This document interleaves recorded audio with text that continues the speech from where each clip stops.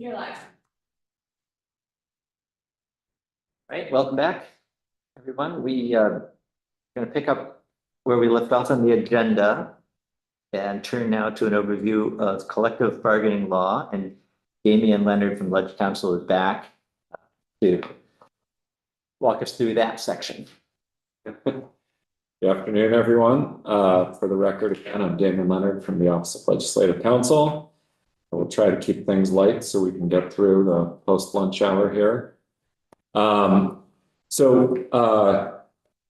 Just going to dive right in. But before I get into that, I did want to mention after we went off the record at lunchtime, a question came up about small farms and OSHA. And I looked into it. So the question related to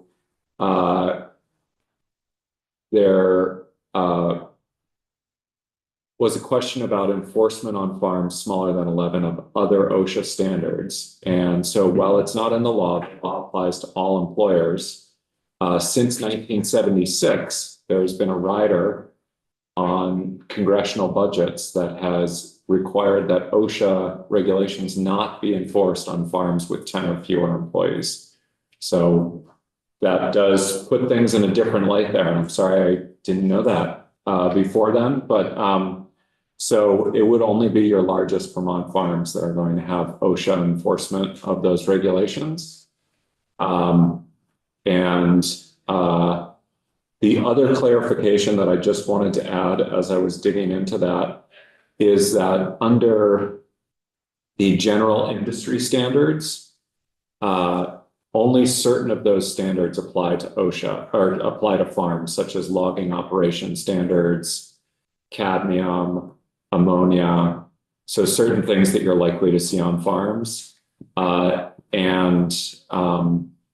there are other standards that are more industry specific that won't apply to farms. So I just wanted to add that clarification too.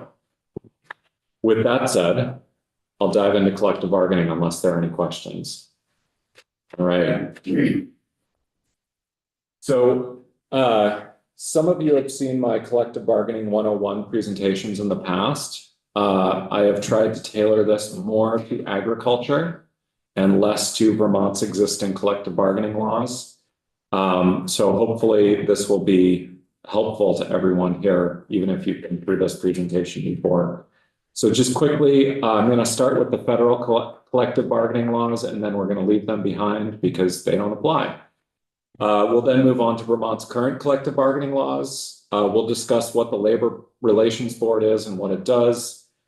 Then we'll talk about the pieces of a collective bargaining law. And this is where I divert from my other collective bargaining 101 presentations.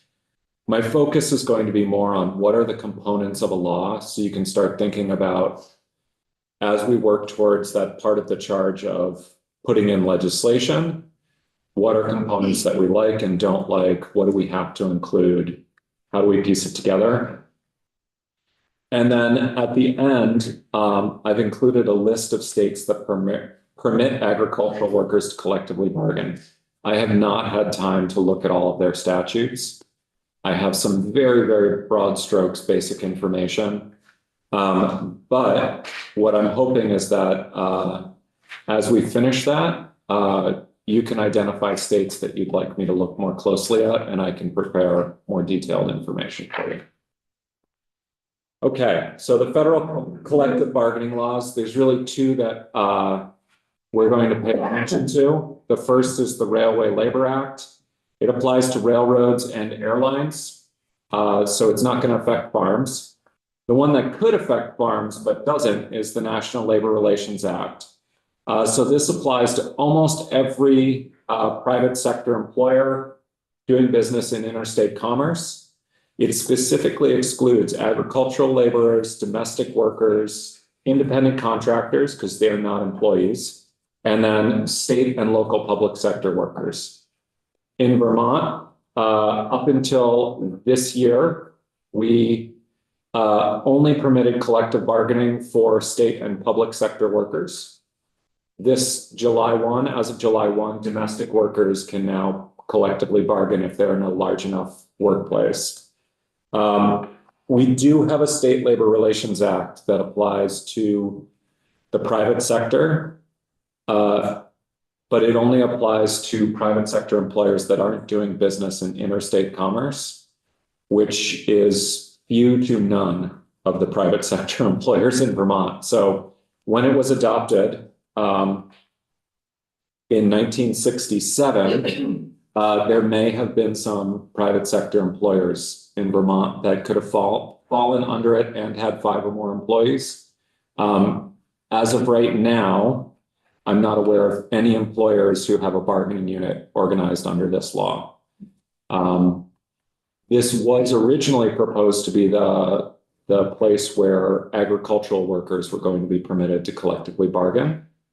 It is where domestic workers gained the right to collectively bargain this past year. So that's something to keep in mind. If there's an existing law that you wanted to drop agricultural collective bargaining into, this would be the one. And given the modeled on the NLRA The National Labor Relations Act. and when you say modeled on, it also excludes agricultural workers explicitly. Yes. So when it was adopted, the broad strokes were based on the NLRA, including the exclusions. So it excluded public sector workers, independent contractors, domestic workers, agricultural workers. And then we've since given public sector workers collective bargaining rights in other statutes.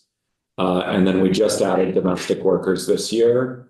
And the only ones left are agricultural workers, which isn't to say that there aren't groups of employees in the state that don't have collective bargaining rights. There are groups of public sector employees who lack bargaining rights. There are, and then generally managerial and what we call confidential employees who are involved in confidential managerial decisions, lack collective bargaining rights too. So that's both public and private sector. All right, so the next act was the State Employees Labor Relations Act in 1969. It currently covers most state employees, as well as UVM, the Vermont State Colleges, the Defender General's Office, the state's attorney's offices, and state paid deputy sheriffs. It also is the law where the Vermont Labor Relations Board was created, and it provides state employee whistleblower protections. So there's a lot of things that are kind of buried in there. But this was our first Labor Relations Act, and it was joined in the same year by the Labor Relations for Teachers Act, which gives teachers and school administrators at publicly funded schools in Vermont, which includes independent schools that receive state funding, the right to collectively bargain. Most schools have at least teachers who have organized for collective bargaining. Some schools have administrators or groups of administrators who have organized. Within the State Employees Labor Relations Act, almost every group of employees covered has organized at this point. Next was the Municipal Labor Relations Act. This is what gives your town employees in towns with 5 or more employees the right to collectively bargain. So for those of you who are in very small municipalities, your employees may not have the right to collectively bargain. But for those of you who are in municipalities that have at least 5 employees, they do have the right whether or not they exercise it. And it's really a patchwork across the state. Representative Tristan Tankus. Thank you. So Dan, going back to the labor relations for teachers. Just as we know, there are some pockets in the State Employees Labor Relations Act that aren't covered. Under the Teachers Act, what about staff who are not teachers or administrators? About to get to them. So that's a good distinction. The Labor Relations for Teachers Act covers licensed employees. So this means that, for example, your school nurse, who has to have a license to work in a school Mhm. is considered covered by this act, and they typically bargain with the teachers union. Same with other professionals who need a license to work. For your unlicensed employees in the school, they actually bargain under the Municipal Labor Relations Act. So paraprofessionals who don't need to be licensed, facilities and maintenance staff, front office administrative staff who aren't a senior administrator that needs a license, such as a principal, superintendent, but just the folks who answer the phone when you call and Mhm. who send out the emails to the parents to let them know what's going on and do all of the day-to-day administrative work, they can all organize under the Municipal Act. Even though schools are no longer municipally operated. Yes. So the language in the Municipal Act specifically includes supervisory unions as municipal employers. So we'll see that actually in a few pages when we talk about how to define employers. The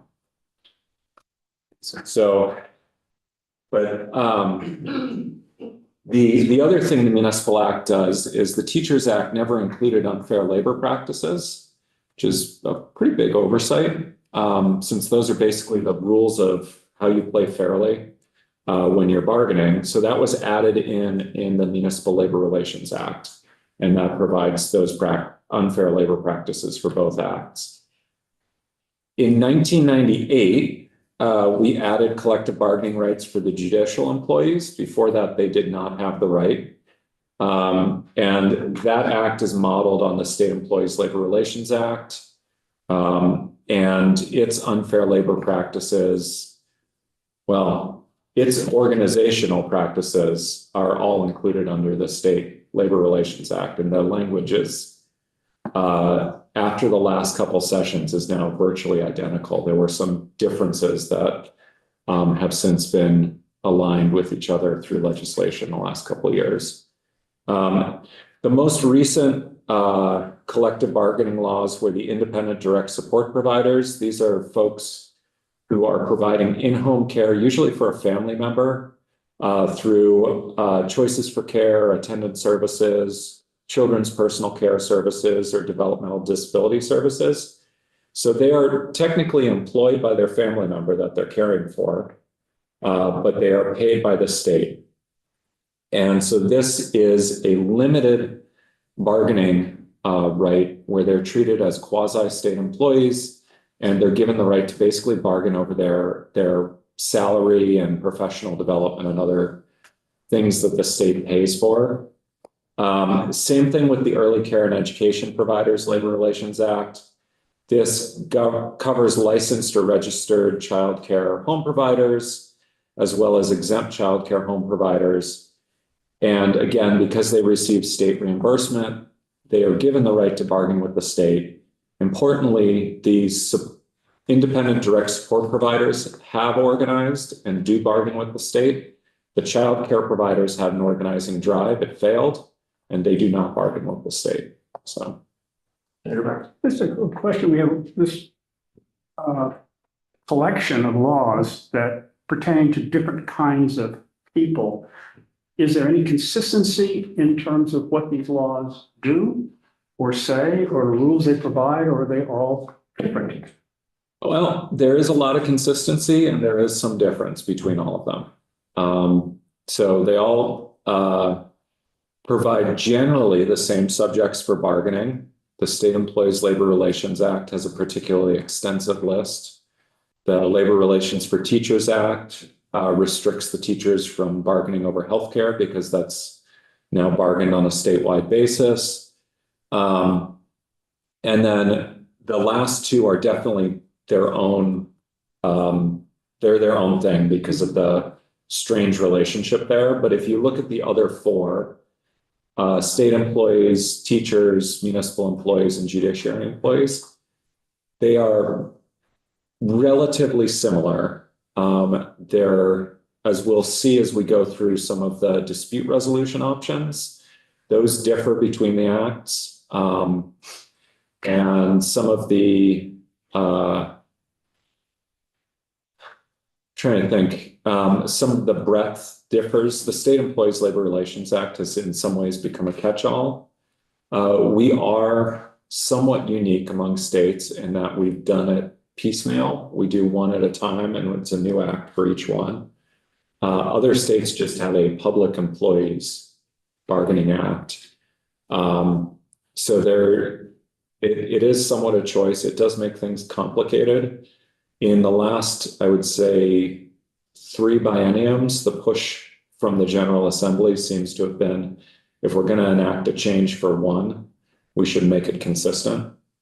And so that has happened in most, but not all, collective bargaining bills that have gone through. But yeah, you still run into some really strange nuances. And it does make things a little bit complicated when you're trying to figure out the rights for folks. It's one of the things that it probably is worth keeping in mind as you're trying to figure out how to structure the proposed law that this committee is tasked with coming up with. If you go under the State Labor Relations Act, which is the existing law, you're not creating a brand new law whole cloth, and so you can keep things consistent. On the flip side, the agricultural workplace is in some ways unique compared to other workplaces. And then maybe the third piece here is the state labor relations law, until this year, was essentially a dormant and unused law because it covers a group of employers that just doesn't exist anymore. And so the question is, maybe it's time for that law to morph into something that's more focused on the group or groups that it's focused on, in this case, domestic workers and potentially agricultural workers, if you decide to propose adding them to that law. So, but it does, it raises some interesting questions because the Labor Board puts out a book on Vermont labor relations law. And for every section, you have to go through 4 to 6 different laws to say, well, we've ruled this way in this law, but because this law is worded slightly different, we have slightly different rulings. And this law doesn't include that provision, so we haven't addressed it, and this law does. And so you end up with all of this nuance. So for labor relations practitioners in the state, they have to know, I'm dealing with a municipal law rather than teachers' law here. So the rules are a little bit different. Do any of these laws have any restrictions on things such as striking? Yes, and we'll talk about that a little bit later on. State employees can't strike. Public safety can't strike. There are restrictions on when teachers can strike. So there are a variety of things like that. There are also restrictions on contract imposition. And there are also dispute resolution mechanisms to avoid strikes. So for example, with state employees, if they can't agree, the labor board or an arbitrator will impose an agreement, which I would note for state employees is subject to legislative veto. You don't have to appropriate the funds. I don't know that that's ever happened, but the legislature could choose not to fund it, and then they have to go back to the bargaining table. So, but that's, there are often ways to avoid that. Well, I was thinking in particular, as we start thinking about agriculture, the issue of safety or life.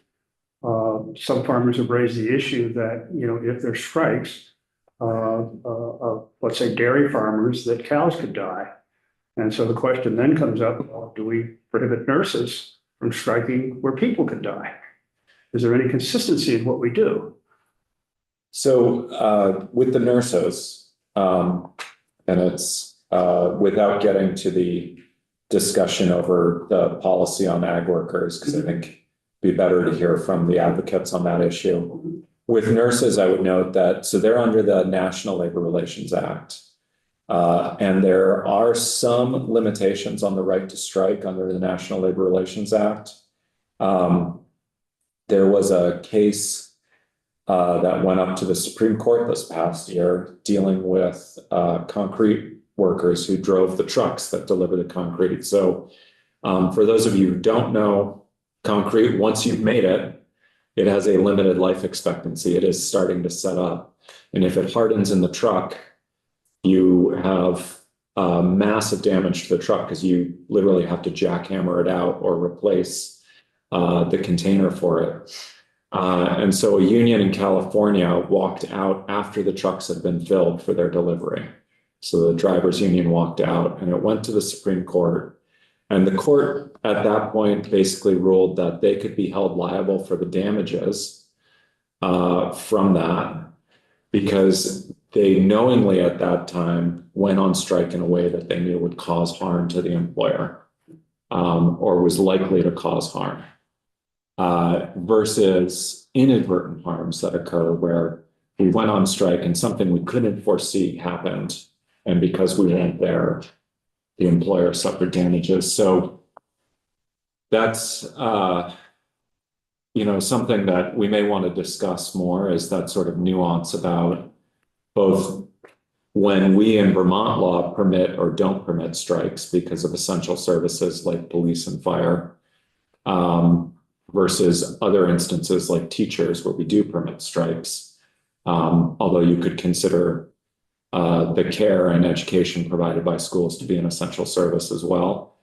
And then the sort of NLRA model, which is setting what the court basically held is that at a certain point, you're no longer protected by the right to strike because you did it in a way that basically had malicious intent. So it wasn't just to make your point, it was to inflict harm on the employer. So. Any questions on that? Okay.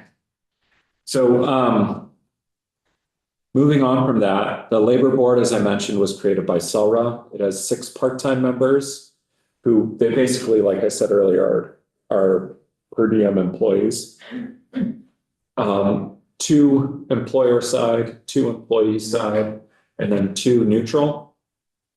We've had long discussions in the General Assembly in the past about what constitutes a neutral employee and how these, or a neutral member and how these members are appointed. But they sit in 3-person panels for cases that go to a hearing. They are staffed by an executive director and a part-time administrative assistant. So it is literally, 6 part-time board members with 1 full-time employee who helps them write their decisions, and a part-time administrative assistant who helps control their docket and schedule everything for them. They are based over on Baldwin Street here. But it is a very small board. They make bargaining unit determinations. So when there's an argument over whether a bargaining unit is appropriate, an example of this is several years ago, the law enforcement officers employed by the state who aren't state troopers sought to form their own union. They're currently in the non-supervisory employees union, and they argued our interests as law enforcement, game wardens, liquor investigators, DMV officers, our interests are so different from the average non-supervisory employee, we should be allowed to form our own union. That case went up to the board. The board ruled against them, arguing that if they let every group that had some unique interests split out in the state, it would result in over-fragmentation, too many bargaining units to make collective bargaining efficient. But they make those determinations. They also ruled in that case I mentioned earlier about the school nurse. The school board said, well, she's not a teacher, she shouldn't be in the union. The teachers union said, well, she has a license and there's only 1 of her, so she should be in the teachers union.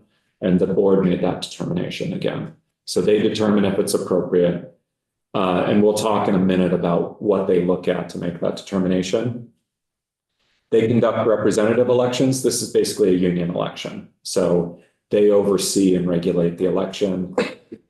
They try to make sure that it's fair, that there's no intimidation, that both parties play by the rules. And they count the secret ballots. We do, as of July 1st, allow for what's commonly called card check or majority sign-up elections, where if the petition has a majority, you can form a union off that. They also regulate that. So they will be the ones checking to make sure that signatures are genuine, and if there are allegations of misconduct, they would look into that. They hear unfair labor practice and grievance cases. So unfair labor practices, as I mentioned earlier, it's basically when someone breaks the rules that are set out in the statute or the rules adopted by the board. They're trying to intimidate people during an election. They're breaking the rules around negotiations. They're not negotiating in good faith. Grievance cases are where there's an argument that the employer has violated the terms of the bargaining agreement, and it can go up to the board if it gets unresolved. And then they are also the option for resolving a bargaining impasse. So basically, we've hit the end of the road in the contract. Now, state employees and judiciary employees can't strike. And so one option is to make their case to the labor board, where both sides put in their last best offer. They put it in under seal, so it's secret. And then the board opens them when they've received both, and they have to pick one or the other. So it gives the parties incentives to come to the middle because they'll find the one that's most reasonable. We did a couple of years ago give those employees also the option of going to a private arbitrator in lieu of going to the board. And a lot of that revolves around, because the board is politically appointed, depending on the administration that's making the appointments, the perception can be that they are favorable or not favorable to one side or the other. Whether that's true, who knows, but we all know what perceptions are like in politics. What's the term of a board member? I would have to look. It is several years. I can't remember. I think 6, but I have to look. Senator Brown. I'll pass on it for now. Okay. All right. So I'm going to dive into the components of a law. The first and most important is who can bargain. We'll talk about that. Then we'll look at the subjects for bargaining, the process for determining the bargaining unit, the process for forming a union, the parameters for contract negotiations, process for dispute resolution, what unfair labor practices are and defining them, and the entities with oversight over the whole thing. Because even in something like this, you've got to have a referee at the end who can decide the disputes, because inevitably you run into disputes about whether the rules are being followed. So these are the things that I think are the sort of key pieces of a collective bargaining law. There are lots of other smaller pieces, but these are sort of the big pieces that need to be in place and that you need to think about as you're structuring your law. Just attention.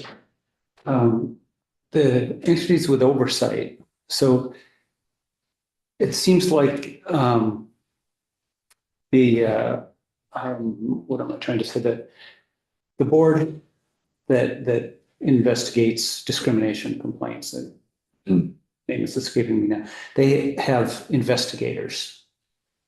Yes, so you're thinking about the Human Rights Commission or the Attorney General's office? Yeah. But the Labor Relations Board doesn't have investigators. They only have information that is brought to them. Yeah, so think of them more as a quasi-judicial body. So they sit like a judge. Yeah. And we'll talk about this a little bit when we get to unfair labor practices, but depending on what type of case it is, it will come to them. Either if it's grievance, the parties, the union is still unhappy with the resolution and they're appealing the resolution. And so this is like your last step in the appeal process. Mm-hmm. With the bargaining impasse, you've reached the end of the road with all of your other options. And so you end up at the board. in part because state employees can't go on strike. And the legislature needs to fund state employee salaries. So you need an end game. So that they serve as that backstop there. With unfair labor practice charges, basically the party that feels that it's been harmed brings the complaint to the board. The board reviews it. If it appears on its face to be a violation, then they'll basically bring a charge and set it for a hearing. And then at the hearing, just like in court, both sides make their case and the board rules. You can appeal board rulings on issues of law. So you can't appeal their findings of fact, but you can appeal on issues of law. So there are a number of cases that have gone up to the Supreme Court where one party said, we think they read the law wrong. And then the Supreme Court decides yes or no.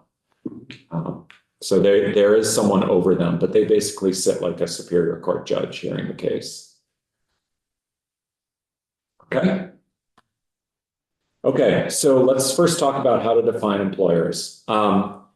This is important because it establishes which workplaces are subject to the requirements of the law. So for example, if you said agricultural employers with 15 or more employees, 14 or less, you're out. You don't have to worry about the law requirements. It's only when you're on those very large farms. And so that is an important piece. The other thing is oftentimes we also focus on the type. So I gave the example here from the Municipal Labor Relations Act, which has grown over time. So it's a city, town, village, fire districts, lighting districts, consolidated water districts, housing authorities, and then union municipal districts, which covers, and then, or any political subdivision of the state of Vermont that employs 5 or more employees. So this covers, that last one is the catch-all, which just brings in all sorts of new political subdivisions as we create them. And then in addition to this, we've added another piece of language in there that says employees of supervisory unions and school districts who are not covered under the Teachers Act are covered under this act. And so this sort of sets that parameter here. And then it says 5 or more employees. So you don't have a village with 1 employee or 2 employees having a union drive, because at that point, you can just have a conversation with those 2 employees. There isn't this sort of collective bargaining makes sense when you have a number of employees who have common interests. And so then they can use a unified voice to argue for those common interests. And so they get the benefit of having more of a unified stance. The employer gets the benefit of not negotiating 5 or 6 or 10 contracts. So they can instead get that benefit. And so it creates more efficiency in the process. The next is defining employees. This is also important because once you've set those workplaces, there may be certain employees in the workplace that you want to exclude for whatever reason. So again, under the Municipal Act, we exclude elected officials, board members, executive officers, supervisors, employees who are still in their probationary period, confidential employees. That's someone like your town attorney or a private secretary to the mayor. I don't think we have very many municipalities that are big enough to have that, but and then the last one is licensed employees of school districts because they're covered under another act. But so with the state, we do exclude a lot of these confidential employees, and that includes general counsels to agencies, personal secretaries or assistants to agency heads, all of the appointed agency heads, anyone who is involved in that sort of managerial strata at the very top level. And then mid-level supervisors get their own bargaining unit because they don't share the same interests as the non-managerial staff underneath them. And so that's something to keep in mind here. And then with state employees, it's worth noting that we base things around the classified service. And so one thing we've done is exclude groups from the classified service too. So they're excluded from the bargaining units. We also exclude all the employees of the Department of Human Resources. So because again, they're in a sort of confidential role. They administer payroll, they have access to information on people's benefits, et cetera. And so they have that sort of conflict of interest where their job gives them access to information that might be extremely beneficial in a bargaining situation if they were also members of the union. And so you try to avoid that conflict of interest. Again, I don't know enough about the farm workplace to know who you might want to include or exclude, but potentially folks who are in charge of workers in the field, that sort of thing might be excluded from bargaining. Questions? All right, subject for bargaining. These are often called mandatory subjects for bargaining. They're basically the things that we say in law. You have to talk about these things if one party wants to talk about it. So, so basically, if anyone makes a proposal, we're asking for $18 an hour. Now it's on the bargaining table. You have to bargain in good faith on that issue. You don't have to reach agreement, but you do have to bargain in good faith on it. By the same token, if nobody brings up wages, you don't have to bargain it. It's just if someone brings it up, these are subjects where you have to agree to bargain. There are also things called permissive subjects for bargaining. These are things that are not set out in statute. Oftentimes under the NLRA, these don't affect your sort of terms and conditions of employment. There are other things like wellness programs or outside benefits or professional development, things like that, that are nice, and they might be something that you want to bargain for on the side, but it's not something that's like a core term or condition of employment. And then one thing to note with these is, so typically with permissive subjects, if the parties both agree, you bargain about it. If the parties don't agree, it just, the proposal sits out there and never gets acted on. But you can't bargain for something that's contrary to law. So you can't say, hey, I'll give you this sweet healthcare plan if you agree not to take the minimum wage. So you just can't do that.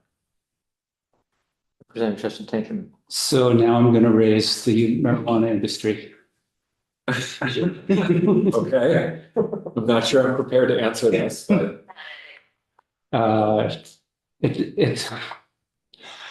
Yeah, so they can, an industry which is federally illegal, unionize? Can they bargain for anything? So that brings up a really interesting question.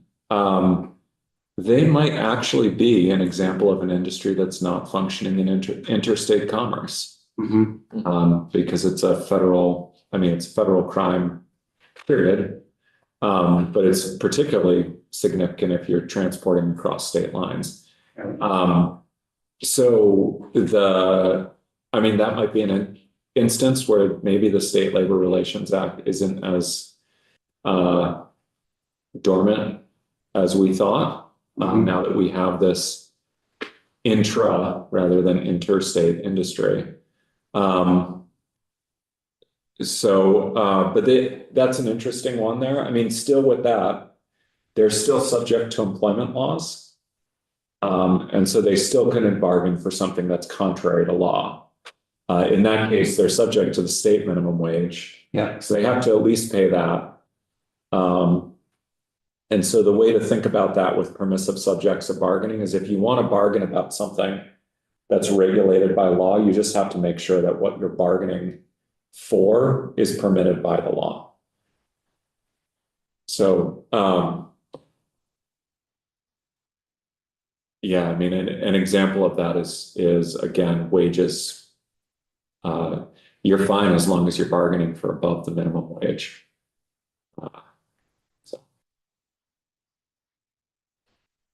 Okay. So just a short list of the general subjects for bargaining. Wages and other compensation is always one of the biggest. Hours of employment. This is one you often see in the hospital context that was mentioned earlier. Nurses bargain around how many days per week, how many hours per shift, how many shifts per month, et cetera. And you'll see this in other industries too. Benefits and insurance coverage is always a huge one. What's the employer's share going to be? What's the employee's share going to be? Are we going to have this kind of drug coverage or that kind? Conditions of employment. These can be things like conditions in the office space. These can be terms and conditions for promotion and seniority, et cetera. So think of anything that affects your day-to-day life in the workplace, and that can be a condition of employment. Procedures for processing complaints and grievances. This is a big one. Typically in a unionized workforce, you're negotiating over how do we do discipline? Oftentimes you negotiate for a multi-step discipline process. So you can't just fire someone at will on any given day. Also, typically there's a process for saying, supervisor so-and-so hasn't complied with the rules around X or Y. We want that changed, or we want that corrected. And so this will be negotiated. It really varies on the workplace how this is. And then as I mentioned before with the state employees, when you grieve, what you see as a deviation from the contract, when the employees do that, it can end up at the state labor board. It goes through multiple steps before that, sort of like immediate supervisor, department head, and then you end up at the board. So you kind of have to go through multiple steps before you get there. Reduction in force procedures, likely, this could happen on a larger farm. And basically what this gets down to is if you have to have layoffs, who gets laid off first? What's the notice period for layoffs? Do they get some sort of preference if the jobs reopen in the future? You see this a lot in industrial contexts, and you also see it with the state workforce. There's a seniority process for the state that allows more senior workers to bump workers who are less senior in similar jobs in other agencies. So someone could be at AOT and they can bump across to Department of Labor or Agency of Education to avoid getting laid off.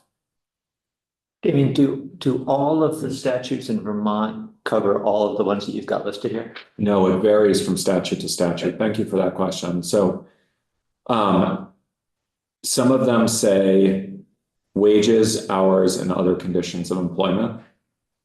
Just the broad sort of general statement. State Employees Labor Relations Act has about 10 or 12 things that are listed with caveats on some of them. So benefits and insurance coverage, except that state paid deputy sheriffs and employees of the state's attorneys and sheriff's department can't negotiate that because they just piggyback on the other state employees. So there are all sorts of caveats like that. In the agricultural scenario, you're not likely to have those carve outs as much as you are to say, you can bargain about these things and maybe you can't bargain about those things. Or maybe that's a permissive subject. So it's a little bit different than the state where we've run into this situation where there's so much complexity in this large workforce here that there are certain groups that are not directly under the control of the governor, but the governor is negotiating some of the benefits that they use. And what the state doesn't want to have happen is we have 6 different health plans spread across these unions, and now we've lost the benefits that we get from our economy of scale with the 2 health plans we do offer to employees. So, all right. And then sometimes we specifically prohibit subjects for bargaining. The most obvious one is the Labor Relations for Teachers Act, where we took healthcare bargaining away from the local bargaining table a few years back, and we put it at a statewide bargaining table.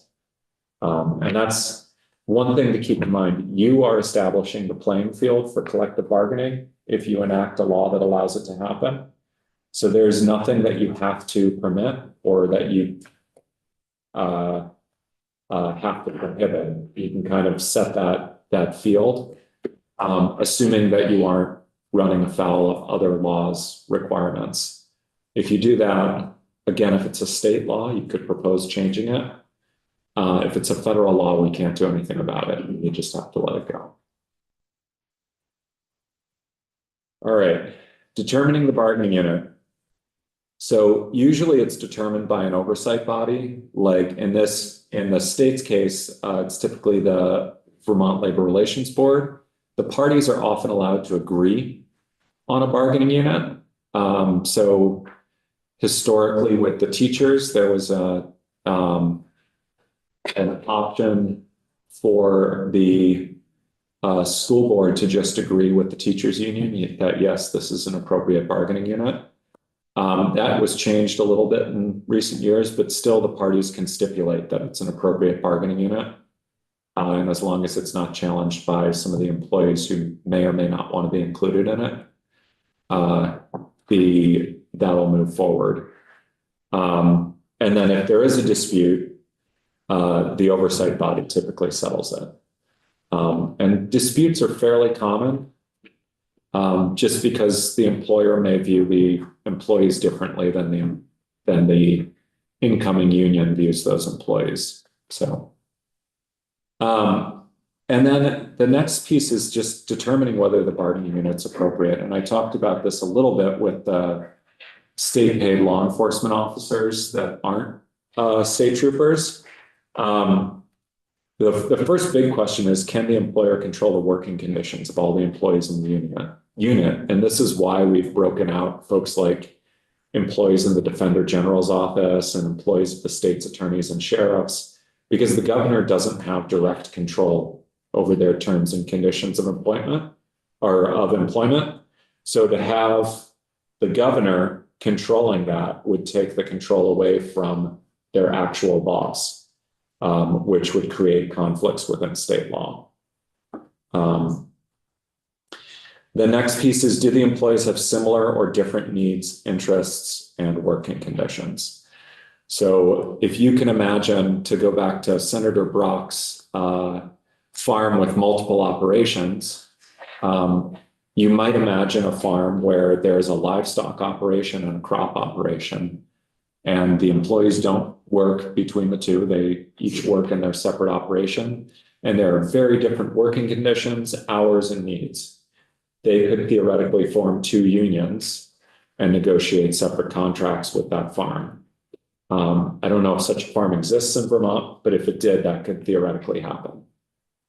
And then the other piece is, would the bargaining unit overly fragment the workforce? And this really gets down to, think of it in terms of like efficiency and the economist's idea of efficiency. We're looking to streamline the bargaining process. As challenging and time consuming as collective bargaining is, and it can take months to negotiate an agreement. The idea is that this is in lieu of negotiating dozens or tens or hundreds of smaller agreements, depending on the workforce size. And so you're basically streamlining it into one contract that controls for everybody, or controls major terms for everybody. And you can imagine that, again, if we took that hypothetical farm that had two operations that are distinct, but each of those operations only had 2 or 3 employees, you lose all your efficiency there. And we've seen that in some municipalities where, say, there's 2 highway department employees and 1 person who works in the office, and then 2 people who run the water system. And so they just hit the threshold, but they all do very different jobs. The labor board has just kept them in one union if they decide to bargain. So union certification, this is important. Unions are only allowed if a majority of the employees in the bargaining unit support it. And the process typically begins with the employees filing a petition, and it's usually some sort of significant number. In Vermont, we've set it at 30%. You could set it higher, you could set it lower. It's really a number that's just saying, like, we think enough people are interested at this point that it's worth having an election. We did pass, as I mentioned earlier, card check or majority sign up, which allows, if that petition is above, shows a majority of the employees in the bargaining unit, then the union's certified without an election. Typically, if there's less than majority on that petition, you go to an election, which allows for a period of campaigning by the employer and the union. It is regulated. You're not allowed to coerce or intimidate people. That's where the unfair labor practices charges often come in, as questions about, oh, we think that statement was coercive, and then the other side disagrees, and then the labor board decides. So as I mentioned, two ways to show that majority interest. The more traditional longer term way in Vermont, which is the secret ballot election after a period, and then our brand new, as of July 1, majority sign up, or card check as it was known in the past. And that comes from in factories, the union would hand out cards, and then you would sign the card and return it, and they would count up the cards to see if they'd gotten up to the threshold they needed. All right, so once we've got a union in place, that's when the parties have to begin. They're required at that point, they have a duty to bargain in good faith. This doesn't mean that you have a duty to agree or give way on your points, but it means that you have to bargain in such a manner that you're seeking to find resolution at the end of the process. So this is often a fine, thin line, as you can imagine, between holding your ground and being obstructionist.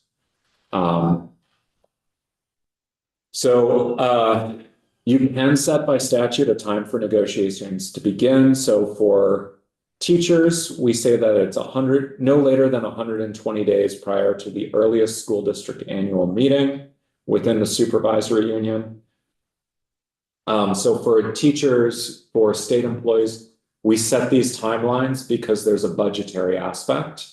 You don't have to set a timeline for a private sector workplace. You may want to consider, though, what happens if they start bargaining late and they don't reach agreement. Unions can negotiate this with their employer, something called an evergreen clause, which just keeps the old agreement in place until a new one is negotiated. You can also negotiate that we're not going to change X, Y, and Z, but everything else falls away. You can also set out by state law rules about what happens. So that's something to keep in mind. Once the negotiations begin, the parties have to continue negotiating in good faith until they agree to a contract or reach an impasse. Ideally, they agree to a contract. Realistically, a significant number of times the parties get to impasse. And that basically means that they don't think that they can move any further in good faith. They've reached sort of their end point. Damien, can I just interrupt on that point, and then on the first point as well? These are, I mean, they make sense, or at least the first one makes sense, that if you have a duty to bargain, it needs to be done in good faith. That's written into statute in each of the however 5 or 6 different acts that we have. It is written or implied in the statute, depending on the act. And then in the for the bottom bullet point there, once the negotiations begin, you must negotiate until you reach contract or an impasse. Again, that's spelled out. It's essentially an outgrowth of this duty to bargain in good faith. If you're bargaining in good faith, you're either getting to the point where you've agreed to a contract, or where you say, I've gone as far as I can go in good faith. And I think we've reached an impasse. There have been cases in the past where there's an argument of, are they shortcutting the process and not really doing it in good faith? But those are that's sort of an isolated instance where there's a question of, are they gaming the system to get to, impasse resolution or another point in the process. But the sort of general theory here is the goal is to get the parties to talk in good faith for as long as they can until they need someone else to come in and help them finish it. With the idea that you're trying to, if you think historically to when the NLRA was enacted during the Depression, this was after decades of violence between unions and employers, where the employer might refuse to negotiate, and then the union would strike, and then the employer would lock them out, and then the union might engage in violent or destructive acts to try to force the employer to take them back. In some cases, including in Vermont, the National Guard was called out to put down union strikes. It was sort of mayhem in many cases. And so Congress, when it acted, said, look, we can't have this in our country. And so what we're doing is we're setting out ground rules to get people to do this more peacefully. Doesn't mean that there's never violence or intimidation or coercion. Unfortunately, that's just human nature. But it does set out sort of this process where the idea is to get them to agree so that they can keep moving forward, so that the doors stay open, the lights stay on, people stay employed, et cetera. And at the end of the day, sort of the wheels of whatever business it is keep turning, and the economy keeps moving, because you had huge disruption when it was, rail strikes in Vermont or packing plant strikes in the Midwest or whatever. And so this is sort of to avoid that. So the goal is basically saying you've got to sit at the table in good faith. And if you get to that impasse, it varies by state. Some states provide more, some states provide less, but we're going to provide you some sort of mechanism to resolve this. And Vermont is one of the states that provides among the most mechanisms in its laws. It's really, our system is, I won't say unique, but it is definitely set up, designed in a way to get the parties to agree without a strike. It's not to say we never have them, but they are rarer here than they are in other parts of the country.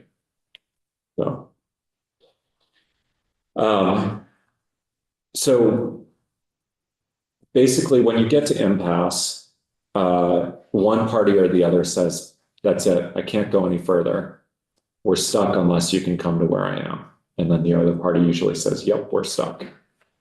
And so all four of our major collective bargaining laws, state, judiciary, municipal, and teachers, requires them to first start with mediation. They bring in a third-party mediator who tries to help them find a way forward.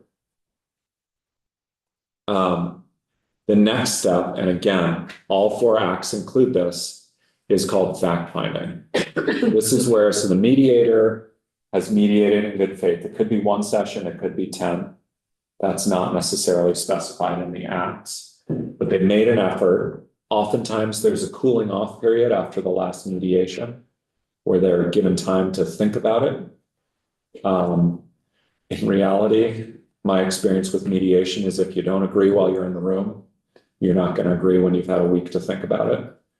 But the next step is fact-finding. Usually it's just one neutral third party. In the Teachers Act, I believe it's a panel of 3. Each side appoints one, and then those 2 people choose the third. But they collect evidence from the parties. So each party makes their argument, and then they make findings about what's the situation. So if we use the school example, the school has got these budgetary pressures. This is its financial situation. This is where they were on the last agreement. The teachers were here on the last agreement. They're asking for this because of these things the teachers are experiencing. And then after they've made those findings, sort of a holistic view, they say, here's where we recommend you go. This is our proposal for an agreement that we think would be a compromise. And then the parties have a cooling off period when they can decide to either agree to that, reopen negotiations, or say, nope, we're still stuck. And that brings you to the next option, which is basically a party deciding for you. For state employees and judiciary employees, they have the option of a labor board hearing. Where, as I mentioned before, you put your best offer in an envelope, you give it to the labor board. Once they've got both offers, they open the envelopes. And what they look for is the most reasonable last offer. And so there have been instances in the past where the labor board opened up the offers and one party proposes something that was never on the table, never discussed, completely out of the blue, and a huge departure from where the parties were. And the labor board said, forget it, we're throwing out the rest of your offer because that was so unreasonable. And we don't like the other party's offer, but it's more reasonable than yours. So there is this risk and this sort of push at that point to drive the parties together because you don't want to be seen as being unreasonable, but you also don't want to give too much ground. So you have to sort of figure out that compromise. The other option is arbitration. Same basic premise.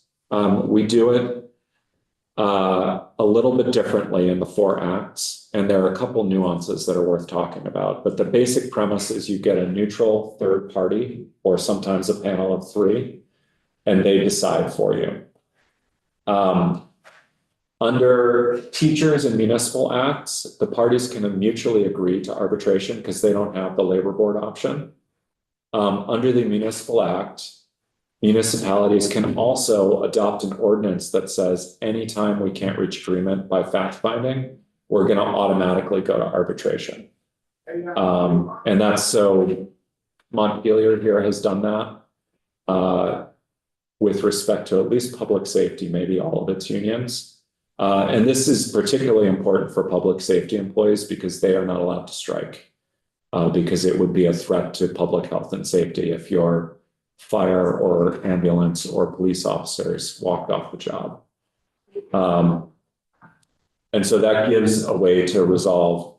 Under state employees and judiciary employees, they can elect to go to arbitration. One other nuance in the arbitration, and it's either municipal or teachers, and I can't remember off the top of my head, that they give the parties the option of selecting between either the winner takes all last best offer in its entirety, or what I like to call the a la carte option, where the arbitrator takes the 2 last best offers and then can pick and choose pieces and put together a third option.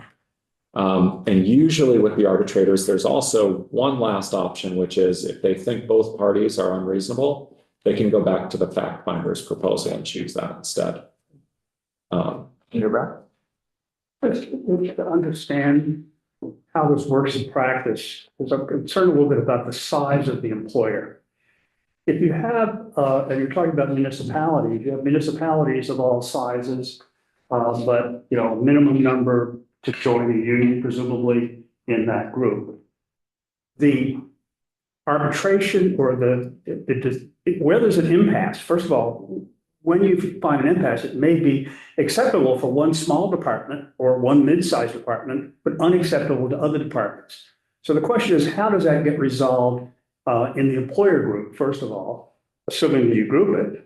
If you don't group it, say in some private employee situations, you might have a company that has 10 employees or 20, whatever the minimum number is, and then that employer then has to bear all the costs. Is that right? At least their fair share of the costs to get this arbitration, mediation, arbitration, and final. How are those costs just apportioned in those various kinds of situations? So that's a great question. And it brings up a really important point. So with the exception of the labor board, all of these individuals are private sector, usually attorneys who are trained mediators or trained arbitrators.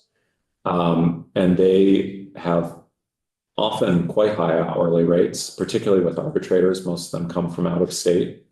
So you may be paying New York City billable hourly rates rather than Vermont. So it can be 3-4 times as high. So the costs can be extreme, particularly with arbitration. It is split between the parties. So the parties split the cost 50-50. And you're right, it is one thing for a municipality or a larger employer to say, yeah, we can eat $20,000 or $30,000 in arbitrator costs. Very different when you're talking about a village or a very small employer, or a small farm. Same thing with small unions.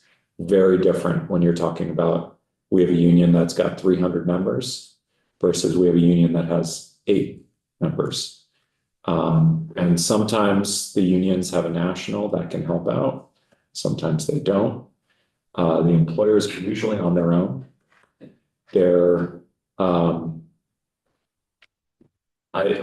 I need to look into how the National Labor Relations Act deals with this, and look into that. So I will put that on my list, but it is one of the things that has been brought up over and over, particularly with the school negotiations in our state, given all of the pressures on school finance. Just the costs associated with dispute resolution as one additional cost that needs to be borne in the seemingly ever-growing list of education costs. Well, where I'm concerned in particular is a situation, let's say if a group creates what essentially is a farm workers union and then goes about from farm to farm seeking people to join that union. Well, the farm workers union, which may be a statewide organization, may be part of the national farm workers organization, for all I know, has the resources to bring together the funds necessary to pay for arbiters and negotiators and so on. But the individual farms, what makes them, if anything, come together to deal with that, or do they have to deal with it on an individual basis? So the way our Vermont laws are written is that employer is the person who directly employs the employees. And this is something else that I would put on my list to look at, is how do we deal with multi-employer situations in other laws that permit multi-employer bargaining. And it's not something that I have a great deal of experience with because we don't do it within our Vermont state laws. But like I mentioned, I think there are examples where it's happened under the federal law in Vermont. And I just need to look into that some more. But I think if it was a multi-employer bargaining situation, the employers could get together and pool their resources. But you run into, then you have the ratification issues. You need to provide for a way to ratify, because instead of the traditional situation, which is one employer and then a union representing, let's say 10 employees, and then the union needs to go back after it's signed a tentative agreement, get its members to ratify it. So they need a majority of their members to support it. But if you have multiple employers, now you need your members to support it. We do see something like this with the schools, where once you've negotiated the agreement, it has to go back to the school board for ratification. So sometimes you have an instance where the school board appointed a negotiator and they are not happy with what the negotiator settled on. And then you need to go back. And we've definitely seen instances where we actually saw this with the most recent big 3 auto manufacturer negotiations, where at least in one instance, the union didn't ratify and they had to go back to the table. But wasn't this though an issue with schools beforehand, before there was statewide, in which you had one large union that negotiated on behalf of its members, and it had the resource to do so, but then it would go to a school district that had 25 employees, and they were not able to match the resources. And it was negotiated for their school, for each individual school, and that became a problem. Right, and it's still a concern that's regularly raised with that collective bargaining act, because only healthcare has been moved statewide. Mhm. So for the other issues, I think every single year I've been here, Yeah. we've heard testimony on that. And on the concerns about that, and it does get to one of those final points in the list of things to consider in the charge, which is whether to provide some sort of assistance. Because you're dealing with, in both instances here, you're dealing with farmers who may simply not have the resources or the time to engage in negotiations, and you may be dealing with, if you have an instance where it's not a large national or a large union that's well-resourced, you may be dealing with workers who don't have the resources or ability to adequately negotiate, the experience with negotiation, et cetera. What you're describing with the school districts is an instance where you have someone who has negotiating experience and expertise coming in to assist the teacher's negotiating team and providing them with the resources on, this is what we've agreed to in other districts. This is the economic background to bolster your argument, et cetera. And then a school board, which, as we all know, is generally a volunteer gig where you're working a day job and you have lots of other things going on. And so that's been the complaint. As long as I've been here, we've heard testimony about that from school boards, that they just don't have the resources to hire an attorney or someone who can provide them with that advice. And that's definitely a consideration here. You're talking about both sides, employers and employees in this case, are traditionally haven't had this right, don't have a lot of resources to put into this. And particularly when you get to arbitration, it gets extremely expensive. Well, have we seen examples of this in other industries in Vermont? For example, where there have been small employers whose employees have been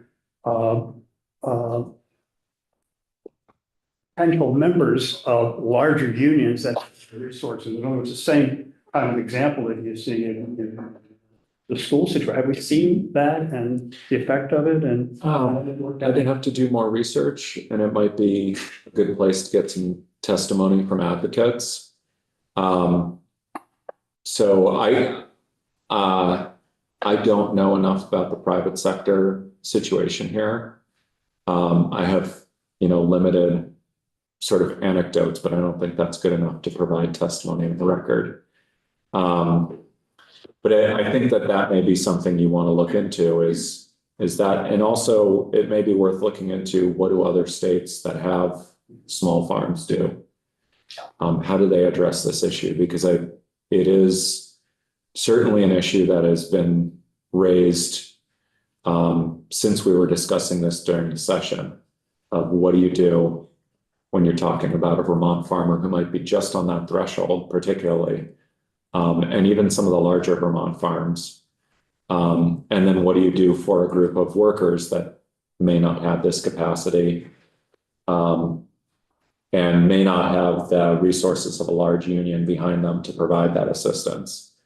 So how do you address this in this situation? And so that was raised definitely in the session, and it's one of the things you do need to consider for your report and address. And so that I would recommend testimony from folks who have experience in these situations with under-resourced parties in union negotiations.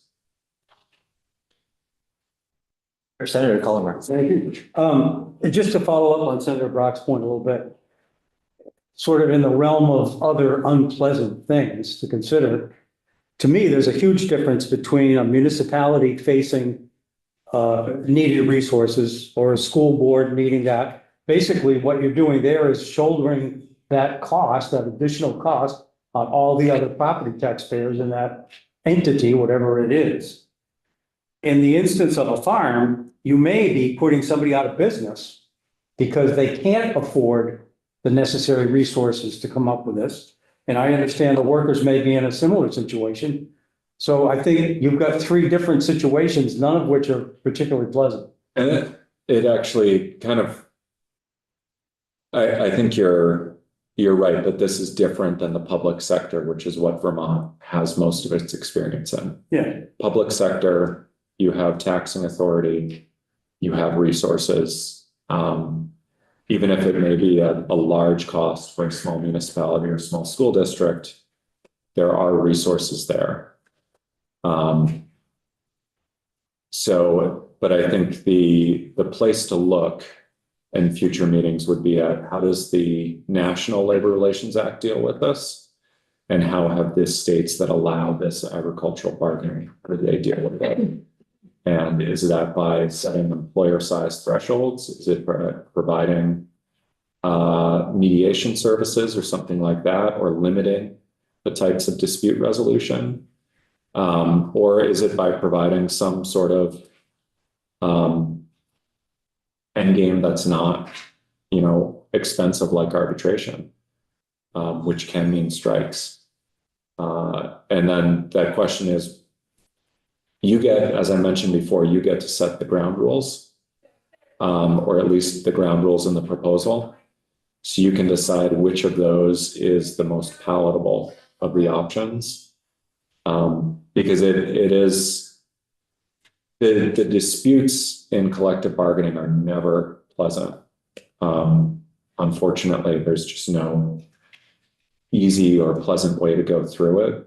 And you're left with options of relatively expensive alternative dispute resolution or potentially destructive strikes and contract imposition there from, depending on which party's side you're viewing it from. A strike can be economically destructive for an employer to bear, that loss of business, et cetera, loss of community support, and then contract imposition from the worker's standpoint can be, they may still have a job, but they've lost that sort of satisfaction with their job after a really bitter fight. And so, again, I can't testify for the two sides here, but I think it makes a lot of sense to go beyond Vermont and look at a couple of these agricultural states and also look at what the NLRA does, because those are probably closer to what we're looking at here and might give you better senses of how is this dealt with. One thing you may want to consider, and unfortunately I don't have witnesses to suggest, but is hearing from folks who are practitioners in these fields. I know there are labor and union lawyers in Vermont who deal with our private sector under the NLRA. And then I'm sure that some of the advocacy groups, or alternatively, something like one of the law schools like Cornell that has a labor program, could direct you to folks who can talk to you about what it's like in those other states with the agricultural worker negotiations. I think that'll Reach out to things, NCSL, for example, or info.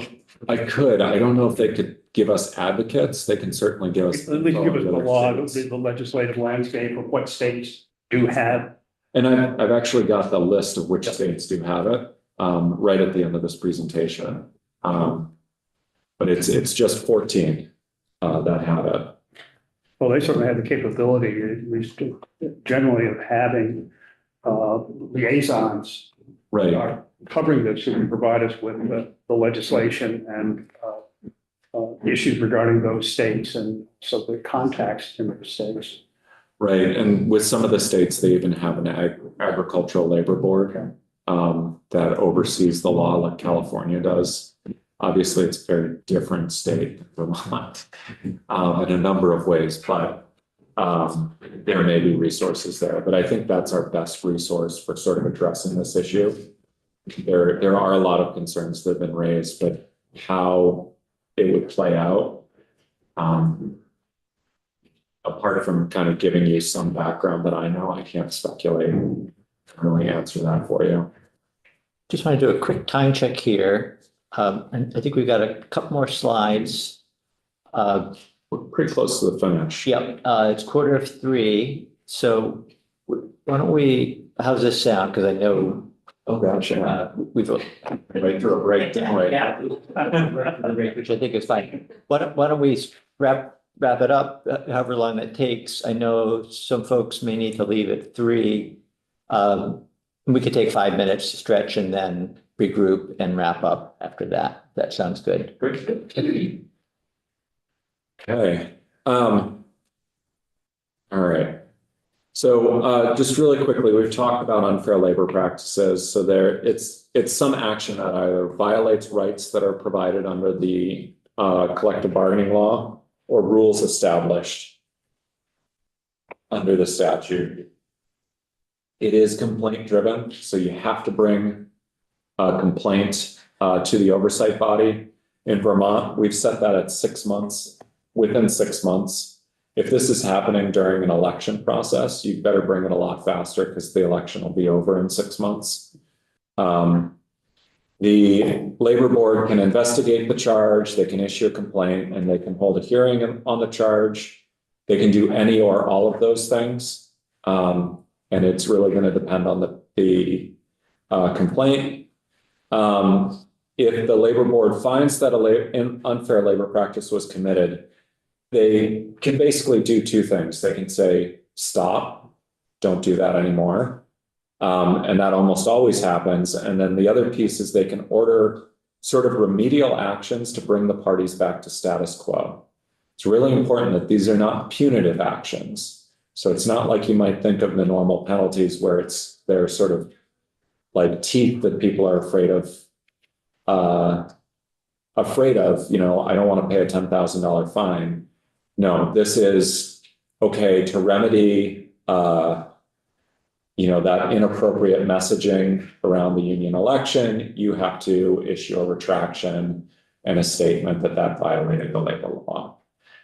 There are differing opinions on how effective this is at restoring the status quo in different situations. But the goal is basically to bring people back to equilibrium so that they're on equal footing again.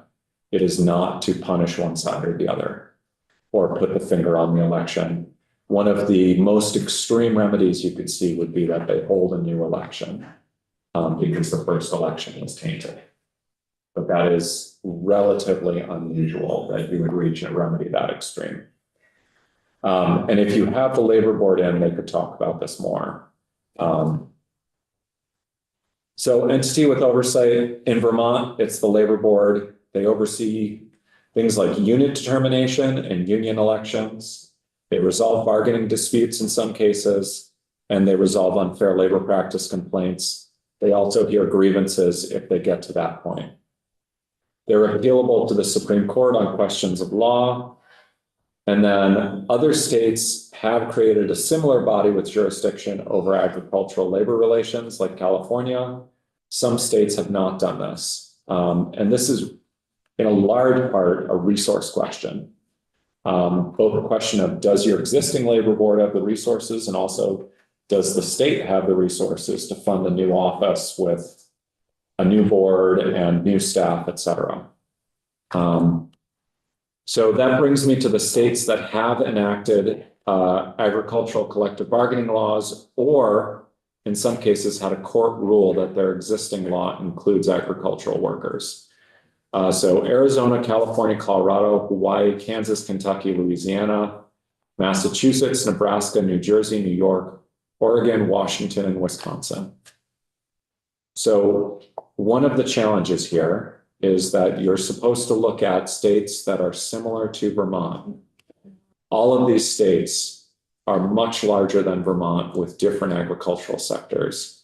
There is some overlap with dairy and with some of the crops we grow here, but you're talking about significantly larger populations, potentially larger agricultural sectors. So I'm not sure where you find that commonality with Vermont, but that may be something to think about. If you see states that stick out that you'd like me to look at, we could do that today. The other thing is that you may want to put this off and think about it until your next meeting and then ask for a list of states.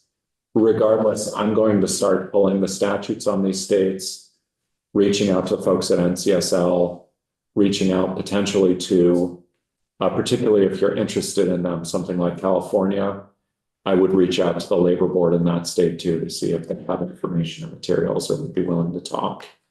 And if there are specific questions you want me to look into, whether you come up with them today or between now and our next meeting, just let me know and I will put it on my research list. This is one of the 2 priorities that will take up all of my time between now and the next meeting. So, Just one suggestion, if there was a one-pager on each state that in a consistent way described that state's agricultural labor law, so that we can see, in effect, a quick comparison.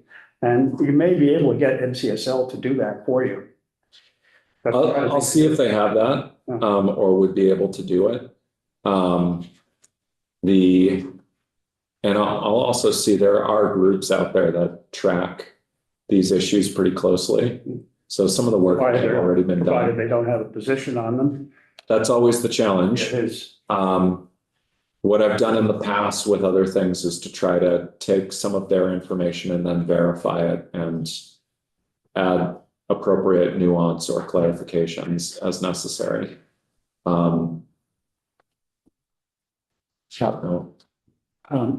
would seem to me that about this, Massachusetts would be the most obvious choice as small land mass, generally smaller land holdings.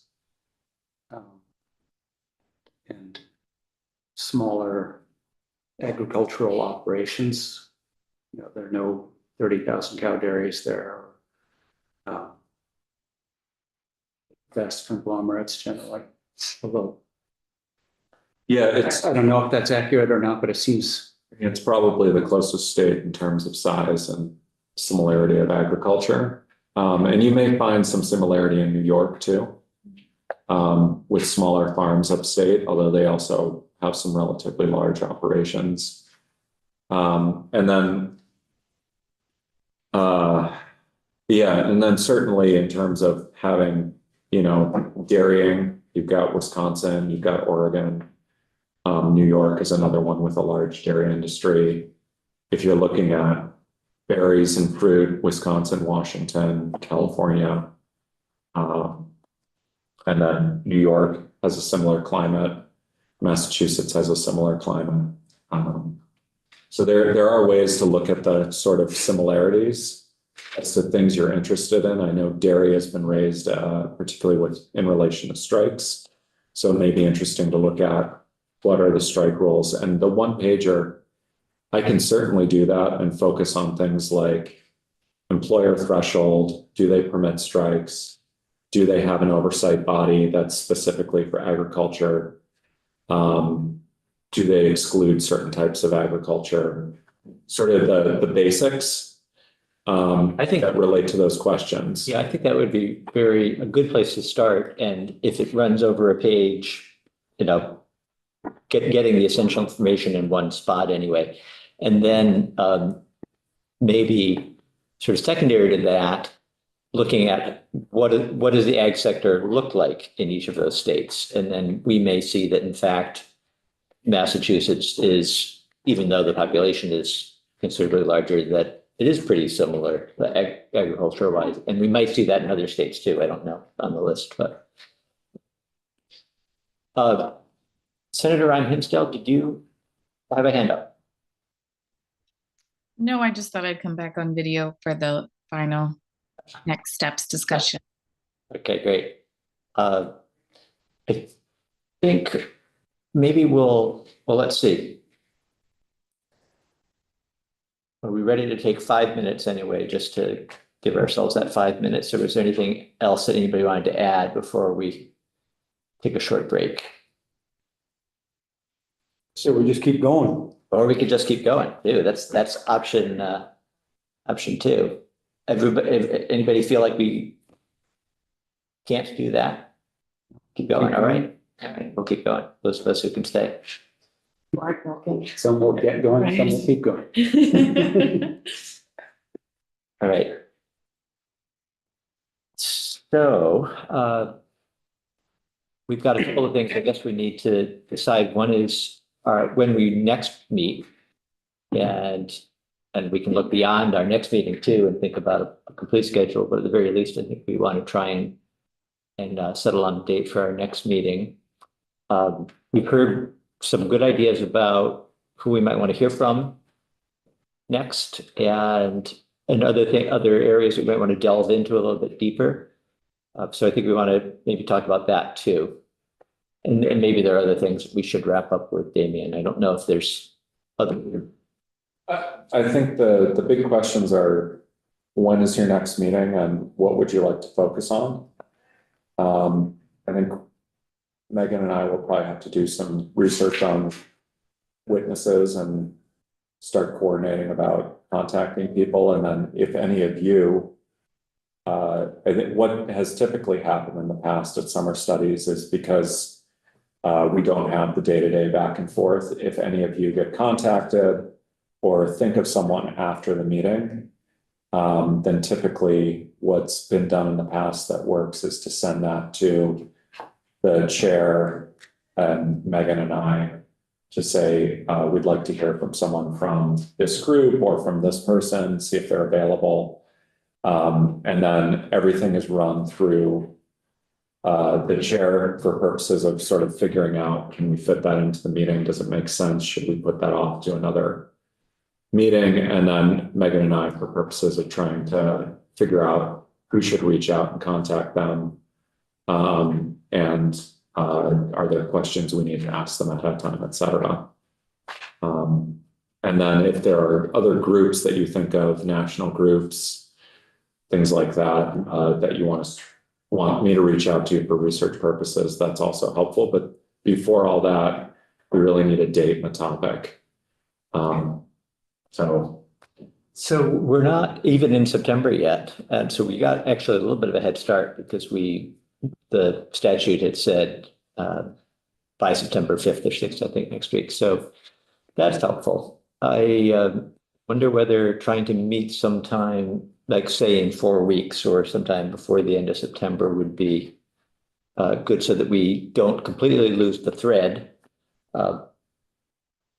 And also have a little bit of time to digest some of these things too. Does that, so if we were looking at, say, I don't have the calendar, but the last week of September, is that roughly would be a good time? You mean the We week kind of of think that's 30th? far away, and I say that because we'll forget everything we learned here today. That moving this along with a tightened timeframe may get us to the end, because it's always harder at the end than at the beginning of just the information collection piece. If we could do that, I'm disinclined to wait a month Less than, to okay. continue what we've started here today. Okay. I also wanted to just check in with Damien, who mentioned sort of in passing that we'll be getting a new Ledge Council specialist in labor law. Hopefully by the end of the month, by the end of next month, maybe in October. So I wouldn't hold the meeting for them to start. My biggest hope is that they can help me with drafting the report and the final sort of race to the finish. So in the meantime, in the absence of that person, Damien is doing sort of at least 1.5, maybe 2 jobs. So if we were to try and get together again in 3 weeks, would you feel like you had enough time? Yeah, I think 3 weeks should be okay. That gives me enough time to sort of split my days between the things I have.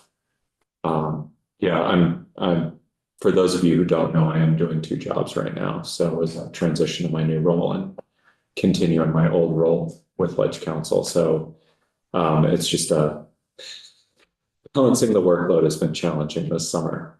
So I appreciate a couple of, I think 2 to 3 weeks, especially if you have other witnesses.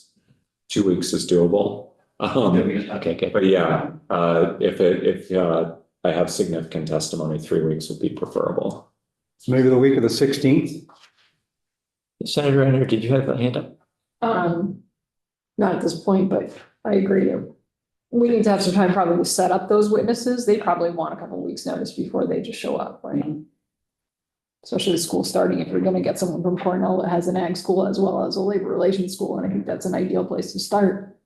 They are also in classes probably this week or last week. Yeah. How is, so the week of the 16th, I have a conflict, I know Monday and Tuesday.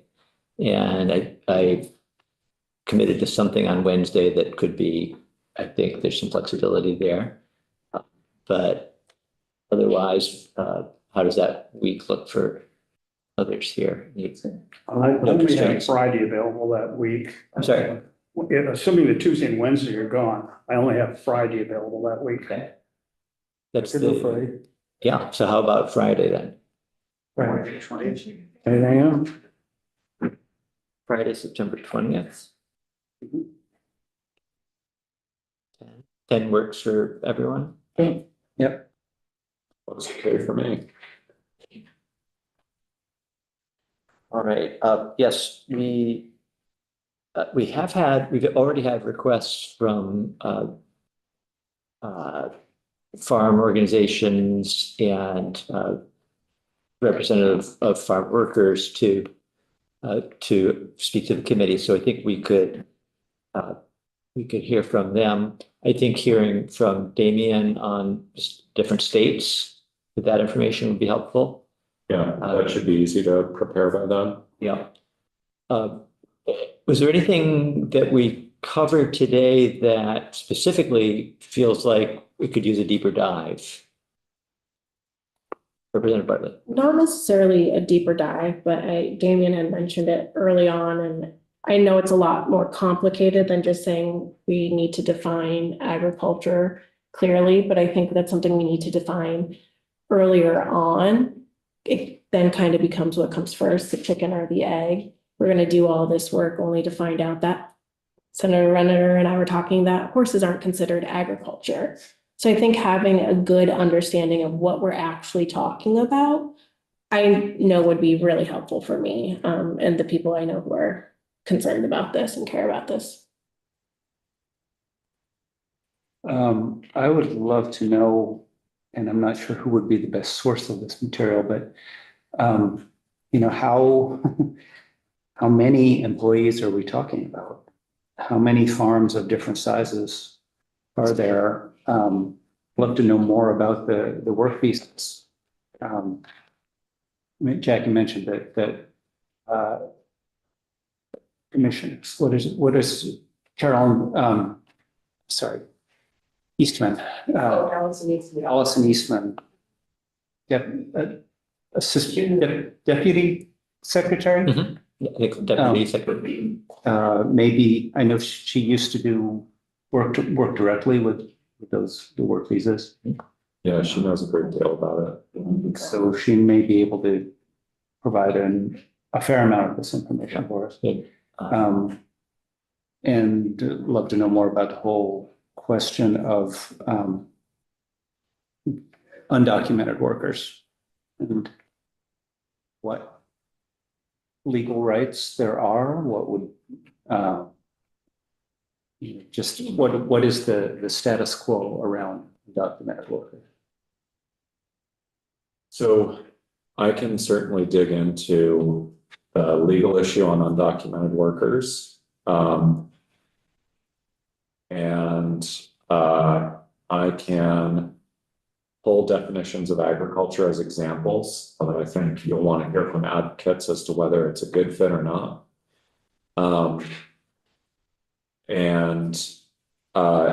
I can reach out to, I don't know if our, this was on my list to do, and I just never got to it before this meeting, to reach out to Matt Barowitz at the Vermont Department of Labor, who does their labor market information. He may have some information, but I don't know that they really track that. Typically they track non-farm employment. So I don't know that they have any information on farm employment.